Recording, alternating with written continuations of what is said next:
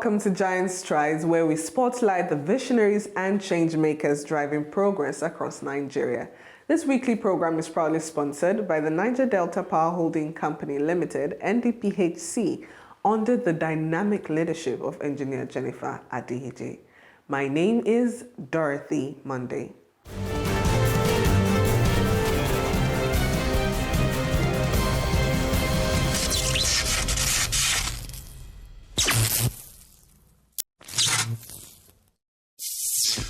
In a nation where power drives progress and energy fuels growth, the Niger Delta Power Holding Company stands as a symbol of resilience and innovation. Under the renewed hope agenda of President Bola Ahmed Tinubu, Nigeria's power sector is taking bold steps towards transformation, and at the center of this push is the dynamic leadership of Engineer Jennifer Adihije. Today, we focus on Nigeria's power sector revival and the recognition of the Niger Delta Power Holding Company as Power Company of the Year 2025 at the NAEC Energy Conference 2025 in Lagos. Let's dive in.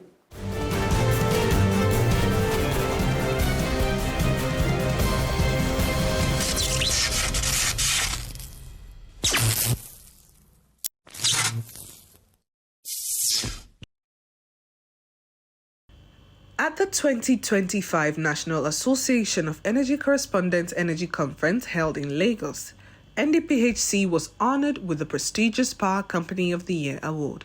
Now, this recognition comes at a time when the company is playing a crucial role in stabilizing Nigeria's power generation capacity.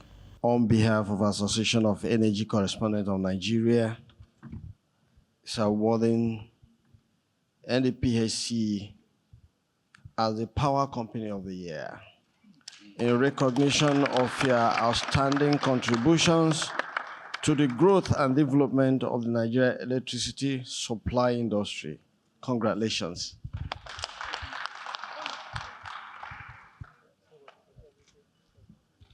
All right, thank you very much. We're going to go. While receiving this recognition at the conference, Engineer Adihije lauded President Tinubu for approving the settlement of 4 trillion naira legacy debt owed to power generation companies, a major step towards restoring confidence and liquidity in the sector. A whole lot is going on.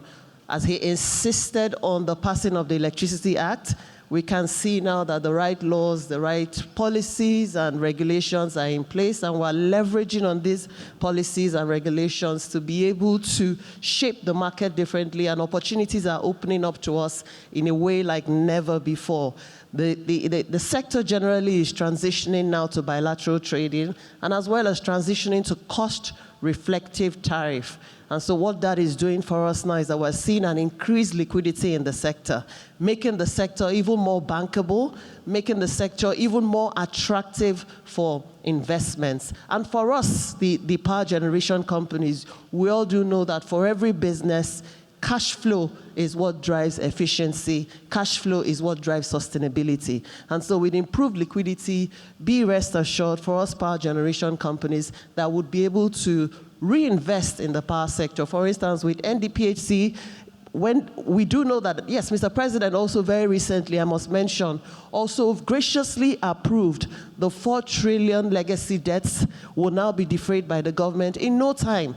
And what that will do for us at NDPHC, knowing that our mandate, which is very pivotal as the intervention entity of the government, we plan to reinvest significant portions of those funds in converting our power plants from open cycle to combined cycle. And so that will also diversify our power generation mix, and will also be able to operate more efficiently in line with the energy transition plan.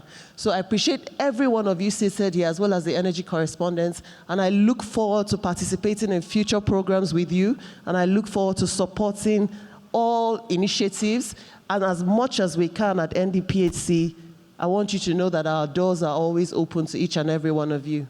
With this presidential approval, the financial lifeline is expected to boost operations of power generation companies and ease liquidity challenges that have long crippled investment and plant maintenance. For the NDPHC, the impact is immediate and, of course, strategic. The company plans to channel a portion of the recovered funds into converting its gas-powered plants from open cycle to combined cycle operations, a move that will significantly increase efficiency and output for the power sector. This conversion will not only optimize generation efficiency, but also align with Nigeria's energy transition plan, reducing emissions while improving capacity utilization. It's our honor, very profound honor and privileged to be honored by the energy correspondents, considering that we've only been in office for about 13 months and that we're recognized in such magnitude. I mean, it's such a profound honor. And this actually inspires us and motivates us to do a whole lot more.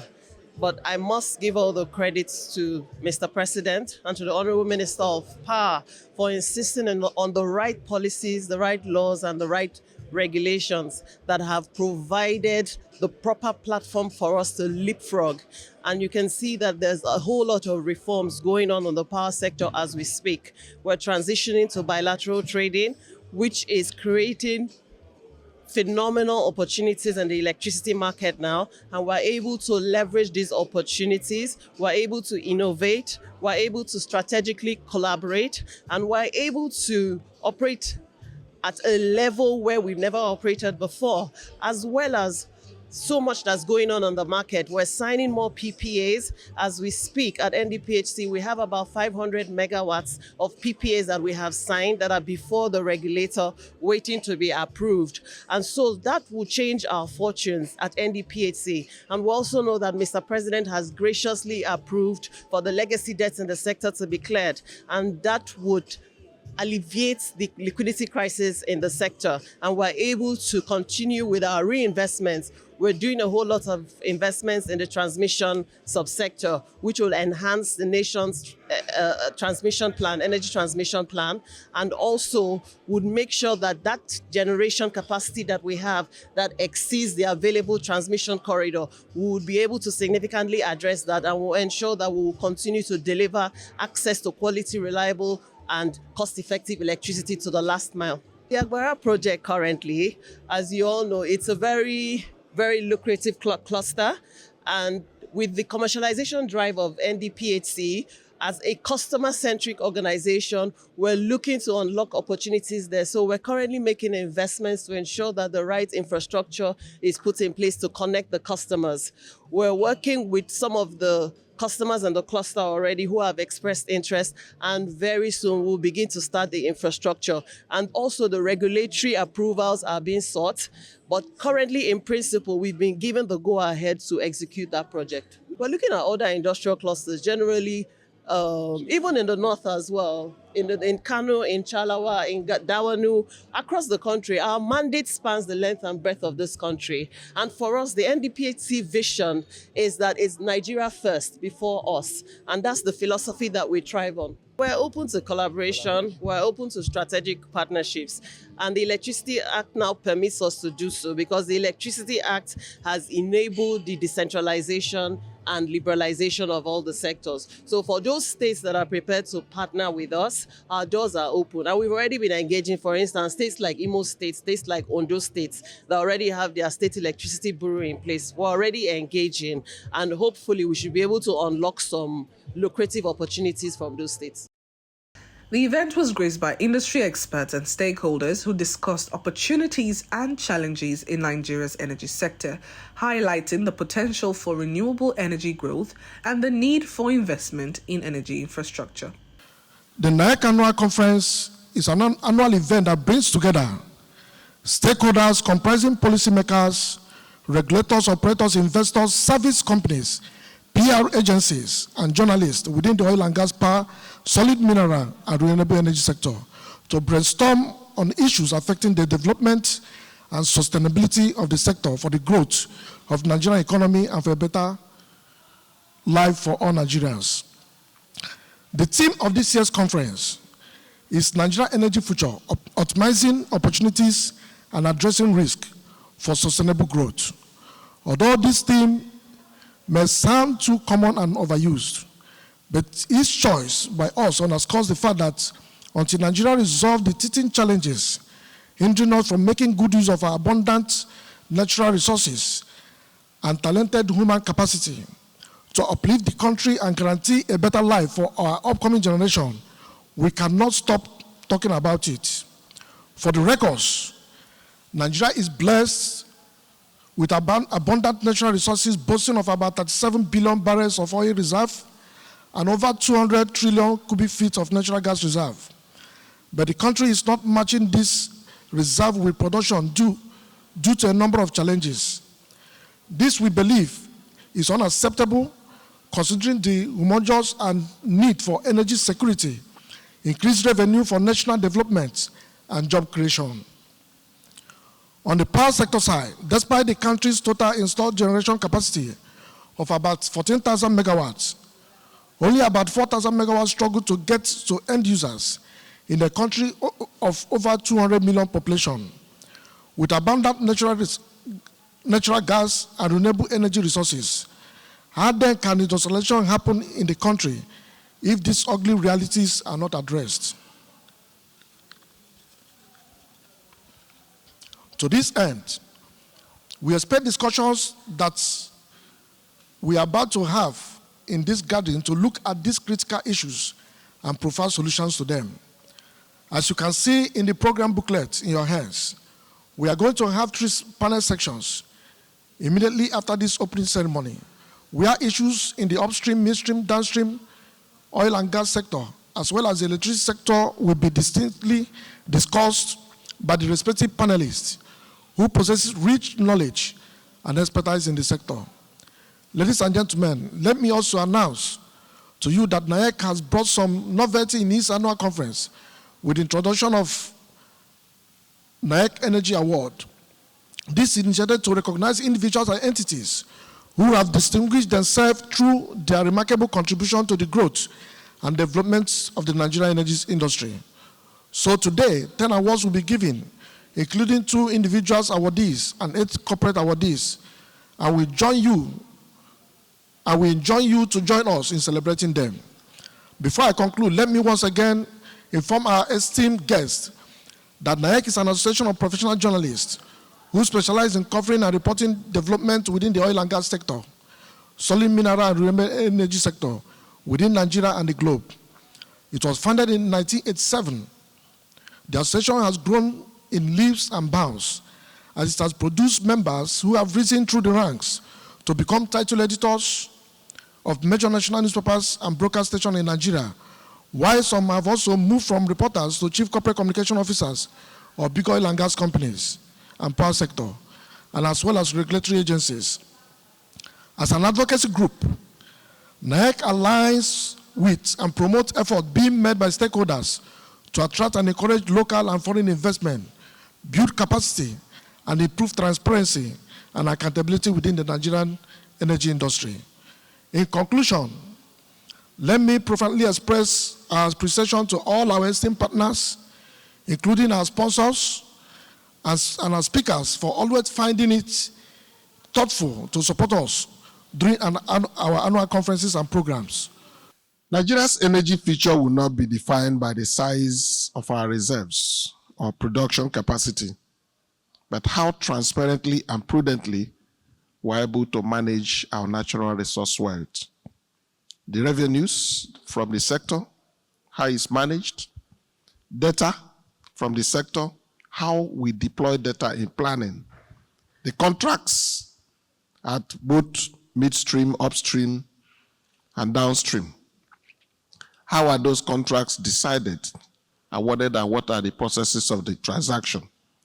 The decisions that we make and the processes we follow to shape our national destiny in managing our oil gas reserves. From NAEC point of view, the secrecy that is involved at the value chain is the bane of our concern.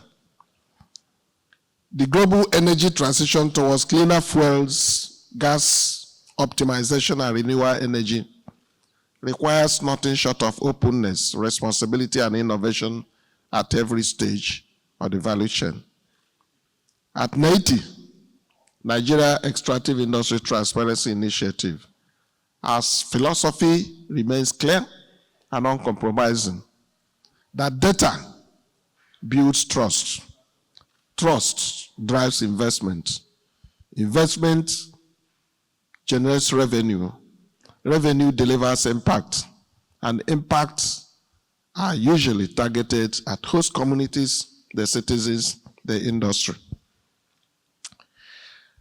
For us, transparency is not just a bureaucratic exercise. It's an economic imperative because it attracts capital, brings in technology, and builds partnerships. Our latest industry reports make these claims quite evident. From our last industry report in 2023, published last year, Nigeria earned $23.05 billion from the sector. However, we identified 1.5 trillion naira that were owed to the Federation by companies and also government agencies.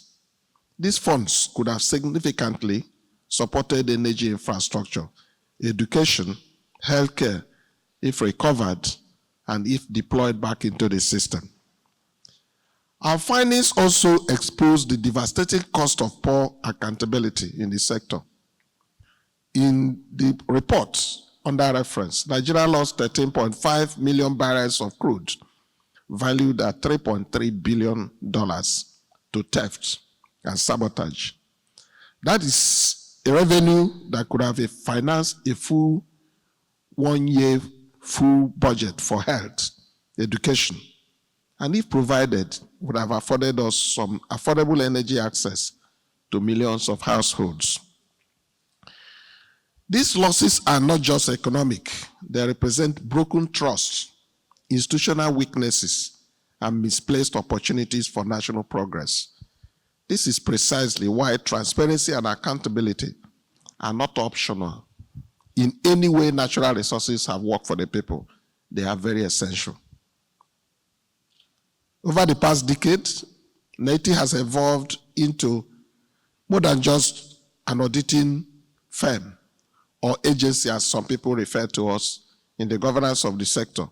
We have moved beyond that. We have institutionalized regular reconciliation of data in the oil, gas, and mining sector, tracking production, payments, and providing remedies. Developed Nigeria's beneficial ownership portal, we did, to unmask the true owners of oil and gas assets in Nigeria. And from that database, we have 4,800 extractive assets that are currently helping government to combat corruption and illicit financial flows. We have also about now launching a national data center on extractives to provide data access, real-time public access to industry information. We're equally strengthening partnership with agencies like NUPLC, NMDPRA, and NCDMB to promote transparency in licensing, metering, and host community trust management. We are equally introducing energy transition climate accountability framework to ensure that Nigeria's shift to cleaner energy is both just, transparent, inclusive, and fair to all. There are no more ceremonies or milestones that should be kept sacred. They are practical governance instruments designed to make transparency the DNA of Nigeria's extractive sector. Without transparency, we will achieve very little or nothing. If all the revenues, efforts, human and material that are going into the sector cannot be accounted for. You'll agree with me that we all are here, not just assembling for another routine conference, but a strategic dialogue where policy, technology, change, and ambition converge. As we are all aware, the successive federal government of Nigeria has set an unprecedented energy reforms agenda in motion in recent years. First is the Petroleum Industry Act, signed into law in 2021 by their former president, late President Mohamed Buhari. It has been reshaping our oil and gas sector and the governance of the oil and gas sector. We can see that it has actually brought into the pivotal removal of the fuel subsidy in 2023 by the incumbent President Bola Ahmed Tinubu, which has revamped the oil sector towards curtailing corruption and revamping and creating savings for more revenue for government. And of course, we also have Electricity Act, also signed into law in 2023. That is redefining how power is generated, transmitted, and consumed. This landmark legislation repealed the Electricity Power Reform Act of 2005 and shifted the electricity landscape from a centralized, federal-dominated system to a more decentralized, private sector-led and multi-tiered market, while also empowering states to regulate their own electricity sector. Yet, according to the Nigerian Society of Engineers, at its 29th edition of the Nigerian Society of Engineers October Lecture Series held last February in Abuja, the power reforms have not fully translated to tangible improvement or achievement of intended goals. The NSC president in his lecture noted that installed national power capacity remains around 13,000 megawatts, with actual generation still below 50% of that figure after how many years? Among factors that are said to be responsible for the power inadequacy, despite reforms, are gas supply constraints, transmission bottlenecks, and commercial inefficiency, curtailing and cutting across the entire electricity value chain. So, three major energy challenges remain daunting for Nigerians as of today. First is ensuring that the energy and power reform deliver tangible promised results to justify the reform. Second, challenge is maximizing the value of our hydrocarbon endowment before it declines. And third is delivering universal, accessible, and affordable energy to every Nigerian household. So our proposition today should be simple, very, very simple. It should be, first, Nigerian energy future is not a choice between opportunity and risk. It is a challenge to navigate both dynamics together. Success will demand a pragmatic, multi-pronged strategy that leverages our strength while confronting our vulnerabilities head-on. The NAEC Energy Conference provided a platform for stakeholders to shape Nigeria's energy future. As the country moves forward, it's clear that sustainable energy growth will require continued collaboration and innovation.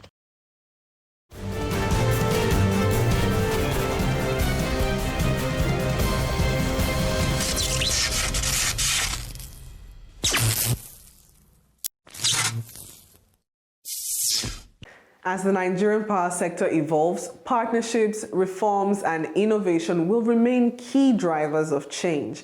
Engineer Jennifer Adihije's leadership at NDPHC reflects a blend of vision and pragmatism, transforming challenges into opportunities. With new reforms taking root and a renewed commitment to sustainable energy, the future of Nigeria's power sector looks brighter.